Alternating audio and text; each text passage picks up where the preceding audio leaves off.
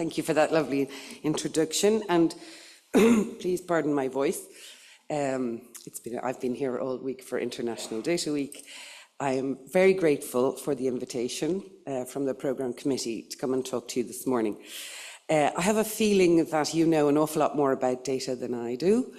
I have the wonderful honour and pleasure to represent a global community. And interestingly, I probably gave you that bio, but we're on 16,000 members now.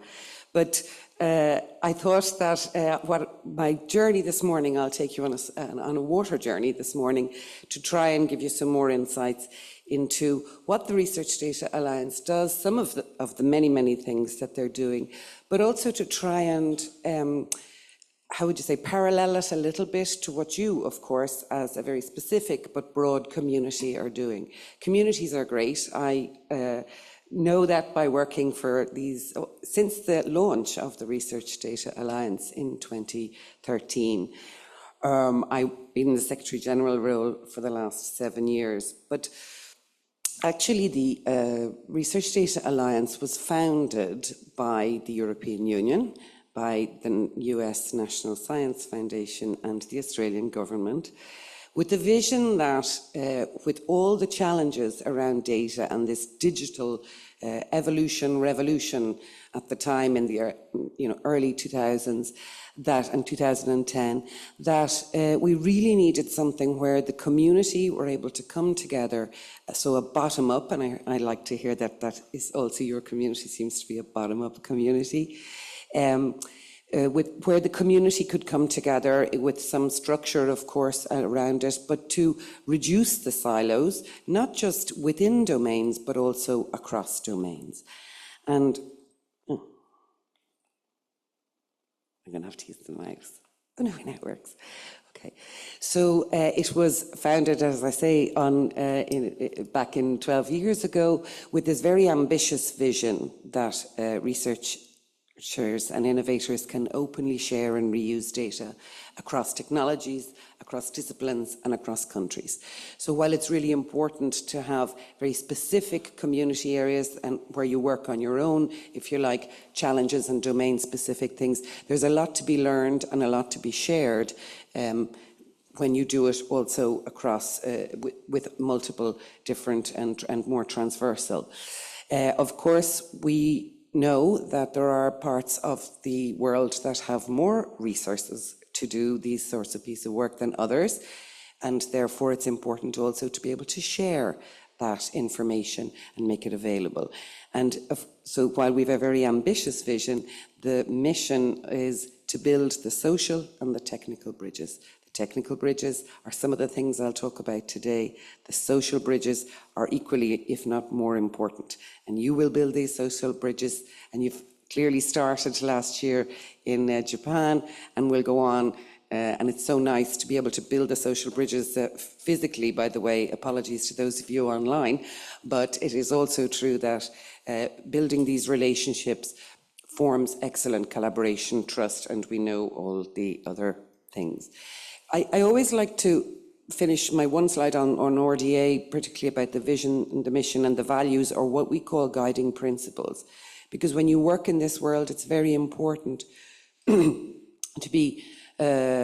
have these fundamental principles for which I myself must work by, but also when you work with a large community. So everything that we do must be open. It must be driven by consensus, which can take things a little slower, but it's very important that everybody has a voice and that it's a consensus-based decision. Inclusive in all ways and ways you may think of that word inclusivity. We couldn't think about inclusivity in terms, of course, of race, of gender, but also of your linguistically, your geographical location, your resources available. Harmonization is an important one. The idea is to bring people together to reduce the silos, reduce the duplication of efforts, right? And there's a data repository certification system, Core Trusteel, which actually is fruit of the Research Data Alliance work, which has combined two standards and and brought it into one that made life much, much easier for the data repositories. And therefore, that's also harmonisation in a quirky sense, but an important one. I said it was all community driven, and the last one is very important. It's not for profit and technology neutral at the outset. So anything that's made available must be openly available to use. Of course, we're very encouraging of commercial and industrial and private sector involvement, but there can be no technology lock-in. So now I go to the core of it. And I said, data everywhere and not a drop to drink. And what does that mean? So I'm going to, in some way, bring you on a water management journey. I happen to live in a beautiful country that is not my own. I'm Irish by birth, but I've lived for more than half my life in Italy. And of course, we know that the Romans were one of the best, if you like, very early water engineers or water structure developers. And the picture on the left there, the Parco degli Acquedotti in Rome, is the Aqua Claudia, which of course brings, a lot of water into Rome. The one on the right, by the way, is the one closest to me. I live outside Pisa, and this is the Condotti, and it brings, at that time, it brought the water into Pisa. And so obviously massive structures, if we didn't have the water management, right, there would be no, the water would be great, but it wouldn't be going to the right places. And we have the same challenge, of course, with data management and the research life cycle, that if we don't find ways to bring the water all together in some ways, like the aquedotti and the aqueducts, then it's going to be pretty challenging. I love this picture because it brings both in together. So it's not just the data piece, but also the whole research life cycle. We move on. Do we have any Dutch in the room? No Dutch, okay. Well, they say these are the polders in the Netherlands, of course, and they say that, if you believe, of course, that God created the earth, but the Dutch built the Netherlands. And they had this famous and wonderful water system, of course, to create more, if you like, more structure. So we're not just carrying the water, but we're also building all the structure around the land for sustainability, for long term, and making sure it's channeled into other places, but also for water management. And here I move to something that I know you're going to hear for later. I saw it. Is it faiриfication? And I've heard the FAIR principles being talked about. I'd like to show you the FAIR and the CARE, of course, because first of all, we're in Australia, and one of the indigenous populations, of course, of the world are very rooted here. And the CARE principles come from the Global Indigenous Data Alliance, but actually also the Research Data Alliance. We were proud to be one of the groups that set up then and supported the Global Indigenous Data Alliance. And why do they say be fair and care? It's important to have both. Sometimes you can liken the FAIR more to the machine or the sterile aspect of the data, but that the care is more the human part, and of course the collective benefit, the authority to control, responsibility, and the ethical aspects that are really, really fundamental. There are different voices on this, but while CARE was specifically developed and in mind with First Nation and Indigenous populations and their data from across the globe, I would advocate that CARE should be very much thought about also in other, when we're not just, because it's not so clear sometimes where the data, if the data has any Indigenous connections or anything, and it really does bring some human aspects into it. And while we're on the topic of principles, so again, in this idea that we are structuring and building more sustainability, but also ensuring the aspect of the different, support, the trust principles, which are around data repositories, and irrespective of the domain or the discipline that you work in, of course, the trust principles are very important for repositories and important guiding principles that we obviously support. Hundreds of data repositories from around the world and other institutions underpin these principles, as we say, that were supported and also come from the Research Data Alliance. But there are many principles in the world, and they all use these lovely little acronyms. Another acronym, which I'll try to avoid saying, because again, we look at the polders and we see the different structures. And in the first, SUNIP, is it? Or SUNIP, is that your name? Yes. Mentioned, of course, the European Open Science Cloud. Well, we bring it, if you like, a bigger step. So, including with the European Open Science Cloud, I'll move on to this one, it's easier to see.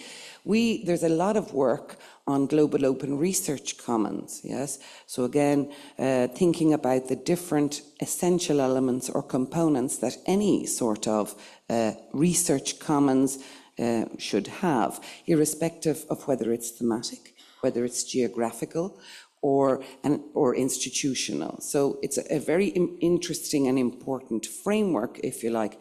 The white parts are more human-related. The central one, very important to everybody, and that's why it's central in the image. And of course, then the blue ones with the more technological aspects to it. But it seems like, okay, this is great, it's just a model, okay? But we have many, including in the European Open Science Cloud, including the Australian Research Data Commons, the Digital Alliance of Canada. I know Elixir itself is looking at it as, if you like, a benchmark or a checklist or a way in which it's important to develop and work on commons and to ensure that we do get this global interoperability in certain ways, and we have a framework that works together. So we can't have the water system in the Netherlands if the blockages are all stopping and the water is not flowing, correct? One of the challenges, of course, like I said, of a model like that on paper is the implementation of it. So now one of the implementation is, of course, in trying to see how they can provide, if you like, cross-commons interoperability challenges and the minimum metadata needed to do that through a profile, if you like, of the health data commons. So then, of course, another wonderful water system in the world would be the Grand Canal of China. It's probably the longest and the most intricate and the most engineered, if you like. So we get down to, but really, really fundamental. And we get down to these more, if you like, important aspects. So the more fineries, and you have your own metadata and recommendations. And no, it was an ontology recommendation. And the metadata, what was the word for your? Harmonization, that's it. And in the Research Data Alliance, of course, we had much work done over the years in trying to start that work when it was much more on a bigger level, on a higher level. Now, thankfully, we have things like the Fair Sharing Registry, which is the fairsharing.org, that we are proud is also a baby or a child of the Research Data Alliance. And these ideas of, interrelated databases and the policies and the way in which not just you can share them within your own domain, but you can pick up and also access other things. We have now a new one around multi-omics metadata standards integration. So it shows, if you like, how it starts. There's a lot of work on a high level, but then it moves, if you like, further and further down, and they're just launching a dashboard. And for those of you that don't know the Research Data Alliance, none of this is paid for. This is all done by volunteer people who are passionate about data, who are working on it and understand the concept and the importance of working together, if you like, in a slower, perhaps, way. As I said, sometimes it can take longer, but it's all global. So RDA work is inherently global. It has to have a global component. That's also the uniqueness of it. It shouldn't be geographically specific. There's plenty of activity in Europe that's going on, funded in Europe, if you like, or here in Australia. But if we want to connect the things, then what we do is provide the global platform. And of course, reproducibility is fundamental as well, so that we can actually reproduce the science and other work going on around that. And my last example, if you like, before I move towards the end, is another beautiful city in Italy. Yeah, I picked the right country to live in, and the beautiful canals of Venice. But you know, the water management in Venice is not simple. This is an aerial shot that shows you, of course, the city and all the waterways, and then the lagoon. And a major feat of engineering, but when it was built, and they had great ideas, but at one point in history, thankfully it's not like that now, there was a lapse in the management, and therefore things started to degrade, and there were challenges, and of course they've built the dikes and all the barriers out in the sea to manage the water.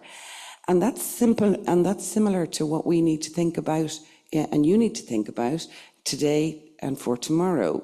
Things, of course, in the Venice system of the Grand Canal, how you find your home, it's not quite the same. If any of you have had the fortune to go there, it's really quite fascinating just to sit and watch. Their ambulances are water taxis. They move house they don't have the big truck that brings up the packages and comes down. No, it's all done via water. It's really fascinating. But, you know, you need persistent identifiers for data too. To where do we find these houses to move the things from in Venice or in any place in the world?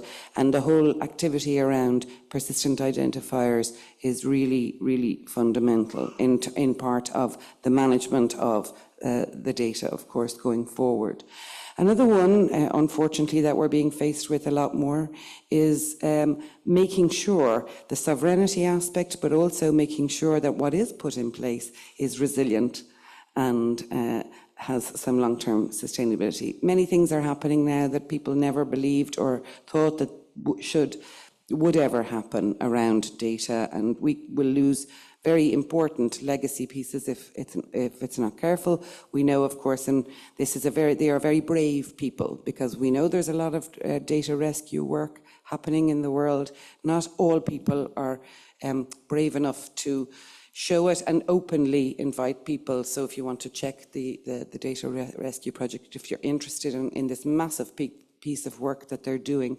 And of course, it's very much in our minds and on the news, okay, about the US challenges, but we know also that that's not the first, and it won't be the last time. So we as a community, perhaps RDA, but also you, when you're thinking, bear in mind what's happening now and what we, should be doing, and how we can make sure that these, if you like, the Venices of the future are put in place. So, as you see, there's another beautiful picture from that. Of course, to close up a few slides, these are the engineers that actually built, or it's a picture I found of engineers that were building the aqueducto, the one that is close to where I live, and which I have the fortune to walk down as often as I like. And I like to think of these engineers and them as today's Research Data Alliance community. Yes, the data engineers from around the globe that come together to work on, as I said, and I just showed you a little small fraction of examples that they do. We have individuals who are really the beating heart. We also have organizations that are involved and support us financially. And very fundamentally, we have regions as well, because we're a small staff and a small organization, but we need to ensure that this is a truly global endeavor. I just wanted to put a spotlight that for a long time we've had a life science data infrastructure interest group, which connects us a lot with the very broad life science infrastructure community. And it's important for us to have these connections. Again, it's bottom up, so we don't go and seek organizations. We have many partnerships, but all the work is done by the community if they feel that the Research Data Alliance is the right place to go. So if we look back to these wonderful aqueducts and from many, many years ago, we need to ensure that whatever things we put in place now are, and be they modern or we must think like the Romans did and the many water systems, so that our modern systems are really resilient like the ones we had before. And I close by saying what we say always in the Research Data Alliance is, if you want to go fast, you can go alone. If you want to go far, go together. Thank you so much for your kind attention.